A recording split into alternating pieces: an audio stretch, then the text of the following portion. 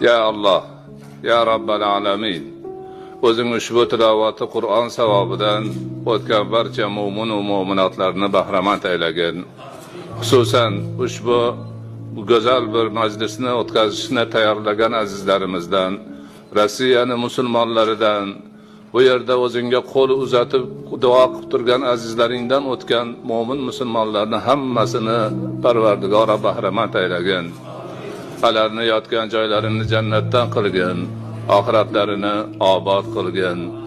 O'zlarining iymonlari, ibodatlari, amali solihlarini hamroh aylab, ularni yo'qlab qilayotgan bizning duolarimizni qabul aylagin. Qolganlarni barchalarini Qur'onning hidoyatiga o'zing boshlagin.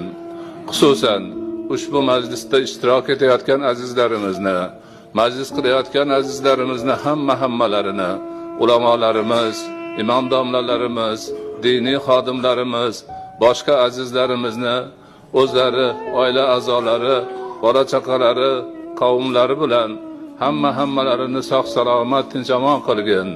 Turli balo ofatlardan, xavf xatarlardan o'zing asragin. Umrlariga, rizqlariga, kasblariga baraka bergin. Alloh o'zing dining islomga quvvat bergin. Musulmon bandalaringga omad bergin.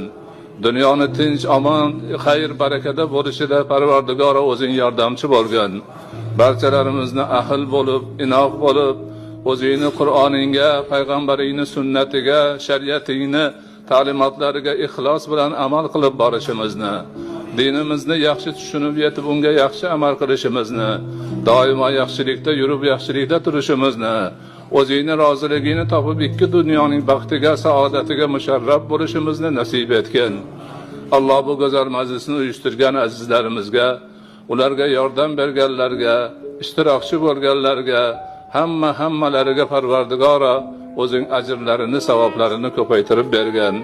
Bundan keyingi ishlarimizni rivoj topishida o'zing xayr barakada bizga yordamchi bo'lgin. Alloh eli yurtni tinch-omon qilgin. Mo'min musulmon bandalaringni sog' salomat qilgin. Hammalarini yaxshilikda yurib yaxshilikda turishlarini nasib etgin. Hammamizni islomda, iymonda sobit qadam bo'lishimizni nasib etgin. O'zingni hidoyatingdan ayirmagin.